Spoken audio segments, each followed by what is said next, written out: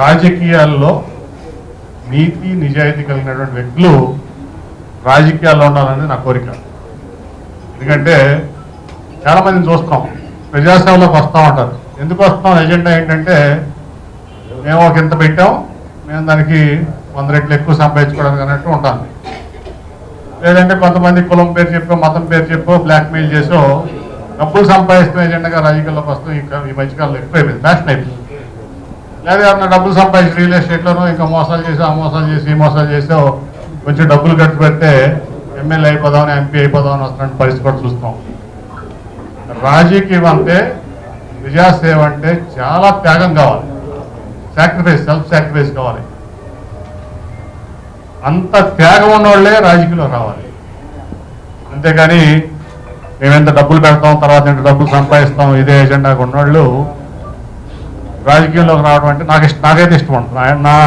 నేను రాజకీయంలోకి వచ్చిన పర్పస్ అది కాదు, నేను దాన్ని సహించను కూడా. సో నేను రాజకీయంలోకి వచ్చినప్పుడు నాకు 48 ఏళ్ళు, అంటే ముందు వచ్చినా నేను ఎంపీ పడిన నాకు 48 ఏళ్ళు. ఇప్పుడు నాకు 58 నిండుతున్నాయి జనవరికి 22. ఇప్పుడు ఈ నెలలో 22కి నాకు 58 నిండుతాయి. నిజంగా కూడా నాకు నేను పుట్టిన ఊరికి సేవ చేసిన భాగ్యం నాకు విజయవాడ ప్రజలు ఇచ్చారు, అలాగే తెలుగుదేశం పార్టీ ఇచ్చింది, చంద్రబాబు నాయుడు గారు ఇచ్చారు. నేను చాలా హ్యాపీ దాన్ని. అట్లాగే ఈ 10 ఏళ్ళు నా ఈ అధికారాన్ని ఏదైతే ఎంపీగా ఉన్నానో ఎయిర్పోర్ట్ ప్రోటోకాల్ తప్ప నా కుటుంబం నేను వాడుకోవాలి. నా వ్యాపారం అనుకున్న సంగతి కూడా మీకు తెలుసు. అట్లాగే నా చుట్టూ ఉన్నవాళ్ళు కూడా అట్లాగే ఉండాలని నా కోరిక. చాలామంది అనుకున్నారు నేను విజయవాడ వెస్ట్ తీసుకుంటే శ్వేత పోటీ చేస్తుందండి. నేను క్లియర్గా మీ అందరికి మీటింగ్లో చెప్పాను, పబ్లిక్గా చెప్పానా. నా కుటుంబ సభ్యులు ఎవరో కూడా విజయవాడ వెస్ట్ నుంచి పోటీ, అప్పుడు బేగ్ లేడు, నా కుటుంబ సభ్యులు ఎవరో కూడా విజయవాడ వెస్ట్ నుంచి పోటీ చేయరు. అది బీసీలు కానీ మైనార్టీ సీట్ కానీ అది మా కుటుంబ సభ్యులు ఎవరు ఇక్కడ రారు, పోటీ చేయరు.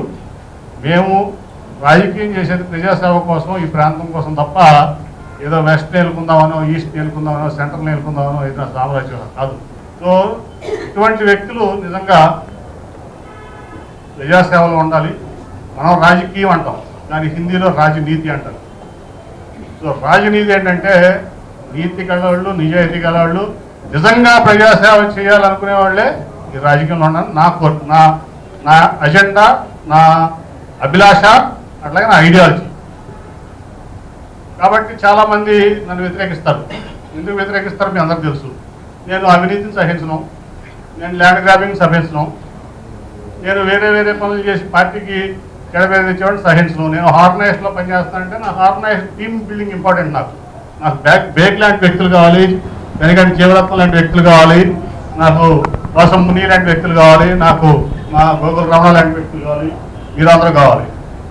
అంతే తప్ప మేము వచ్చాం, మేము ఈ ప్రాంతానికి ఎమ్మెల్యే అయ్యాం లేకపోతే ఇన్ఛార్జ్ అయ్యాం, మేము ఏలుకుంటాం దోచుకుంటాం అంటే సహించే పనే లేదు. అంతగా తప్ప నా మీద వ్యతిరేకైనా అవినీతి చేయరా. నేనేమి ఎవరికి చీకటి సామ్రాజ్యంలో వ్యాపారంలో వస్తున్నాం పార్ట్నర్ కాదు. నా మీద నాకు వాళ్ళకి ఎందుకు పడదు? నేనేమైనా పార్ట్నర్నా? ఈ దాంట్లో నేను మాట్లాడిగానా? మాట్లాడలేదు కదా. ఎందుకు పడదంటే వీడు ఒక కాపలా కుక్క విజయవాడ పార్లమెంట్కి, వీడు తినడం మమ్మల్ని తిన్నీడు అందులో తప్ప ఏం ఎజెండా లేదు ఇక్కడ. అంతేనా? వీడు దోచుకోడు, ఈ విజయవాడ దోచుకోలేడు, వీడితో మాకు సాగు, వీడు ఎంపీగా లేకపోతే మాకు హ్యాపీగా ఉంటుంది.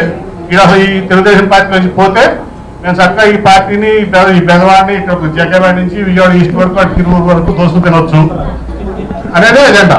అందుకని నేను ఎజెండా ఉందా నా మీద వ్యతిరేకిస్తాను అవుతున్నా, మీకే కూడా చెప్పొచ్చు. నా మీద వేరే ఎజెండా ఉంటుందా?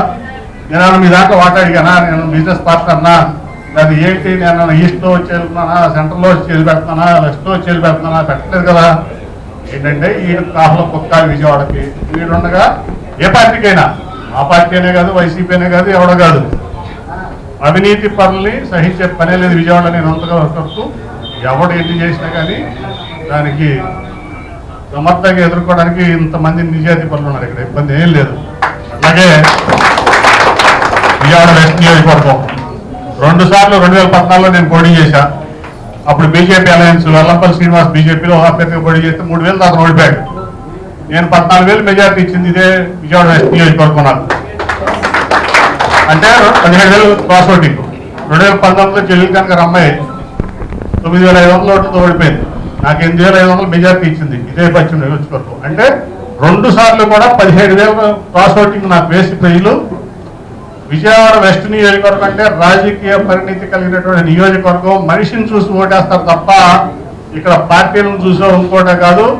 పార్టీ సరైన వ్యక్తికి సీట్ ఇవ్వకపోతే ఖచ్చితంగా ఓడిస్తాం, సరైన వ్యక్తికి సీట్ ఇస్తే ఖచ్చితంగా గెలిపిస్తాం అనేదానికి నా 2 ఎలక్షన్లే నిదర్శనం. అటువంటి రాజకీయ పరిణతి కలవనటువంటి నియోజకవర్గం ఎప్పుడు చెప్తా విజయవాడ వెస్ట్ గురించి. అన్ని కులాలు, అన్ని మతాలు సమానంగా ఉన్నటువంటి నియోజకవర్గం.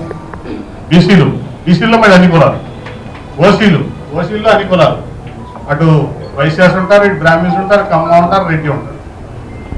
అట్లా బీసీల్లో నగరాలు ఉంటారు, యాదవులు ఉంటారు, మిగతా అన్ని చాలా కులాలు ఉంటాయి. అట్లాగే మీకు ముస్లిమ్స్, క్రిస్టియన్స్, మీకు అన్ని ఇంత సమకూర్పుకున్నటువంటి అసెంబ్లీ నియోజకవర్గం ఈ 2 తెలుగు రాష్ట్రాలు, ఒక రాష్ట్రం కాదు ఉందంటే అది విజయవాడ వెస్ట్ నియోజకవర్గం. అక్కడ ఓటర్లు కూడా చాలా రాజకీయ పరిస్థితితో ఆలోచించి ఓటేసేటువంటి ఓటర్లు నిశ్చితంగా గమనిస్తూ ఉంటారు రోజువారీగా. యువగళం పాదయాత్ర నిదర్శనం. పాదయాత్ర ముగింపు సభ చంద్రబాబు నాయుడు గారు కూడా అవకాశం ఇచ్చారు ఆయనకి, లోకేష్ గారు, చంద్రబాబు నాయుడు గారు. నిజంగా కూడా విజయవాడ వెస్ట్ నుంచి ఒక మంచి వ్యక్తి, బేక్ లాంటి మంచి వ్యక్తిని ఎన్నుకొని చట్టసభలో పంపిస్తే వెస్ట్లో పార్టీలకు అతీతంగా అందరూ కూడా మంచి వ్యక్తులు కోరుకుంటారు. కాబట్టి ఖచ్చితంగా నాకు ఎటువంటి డౌట్ లేదు, బేగ్ చట్టసభలో ఉంటాడు. అలాగే ఈరోజు పార్టీ చేస్తుంది అందరూ కూడా, ఇది మీది పార్టీ. నేను అక్కడ ఉన్నాయి ఎందుకంటే మీరు వీళ్ళందరికీ అండగా నేను ఉండాలి, లేదా వీళ్ళు చెల్లా చేతులు అయిపోతారు వీళ్ళంతా. కొన్ని కబంధ హస్తాల నుంచి ఈ వెస్ట్ని విముక్తి చేయాలని చెప్పి మాత్రమే నేను అక్కడ రెస్పాన్సిబిలిటీ తీసుకున్నా. అందుకే తర్వాత చెప్పాను, నేను దేంట్లో ఇన్వాల్వ్ అవ్వను, సమన్వయ కమిటీ వేసుకోండి, మీరు చెప్పిందే నేను ఓకే అంట. నా ఇక్కడ తిరుపతి లెటర్, దర్శన లెటర్కి విజయవాడ వెస్ట్ నుంచి చూసినా సమన్వయ కమిటీకి పంపిస్తాను. వాళ్ళు ఓకే చేస్తేనే నేను లెటర్ ఇస్తాను. ఎందుకంటే ఇది ప్రజాస్వామ్యంలో నడవాలి. Majority only prevails. కాబట్టి ఏదుపట్టి రామయ్య కానీ మన వాళ్ళందరూ టోటల్గా మన వ్యక్తులందరూ, మన కనకారావు కానీ, నాగు కానీ అందరూ పేర్లు చాలామంది ఇక్కడ ఉన్న వాళ్ళందరూ కూడా అందరూ కష్టపడి ఒక ఖాళీ తీసుకొచ్చారు. నెక్స్ట్ ఇంకా 3-4 నెలల్లో మనం అసలైనటువంటి సమరం ఉంది. దానికి మీరు అందరూ కూడా ఇప్పుడు భవిష్యత్ గ్యారంటీ ప్రోగ్రాము చాలా వరకు చేశారు, ఇంకా చేయాలి. అట్లాగే జగన్మోహన్ రెడ్డి ఎక్కడైతే విఫలమయ్యాడు ఈ 4.5 ఏళ్లలో పూర్తిగా విఫలమయ్యాడు జగన్మోహన్ రెడ్డి, వైకాపా ప్రభుత్వం.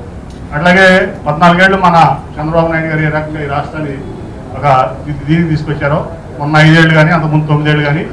అట్లాగే ఇప్పుడు రేపు రాబోయే రోజుల్లో ఆయన కాకపోతే మళ్ళీ ఈ రాష్ట్రం ఎట్లా అయిపోతుందో కూడా మన ప్రజలకు వివరించి మన పార్టీని గెలిపించుకోవడం ధ్యేయంగా ఈ 4 నెలలు మీరు అందరూ పనిచేయాలని మీ అందరినీ కోరుకుంటూ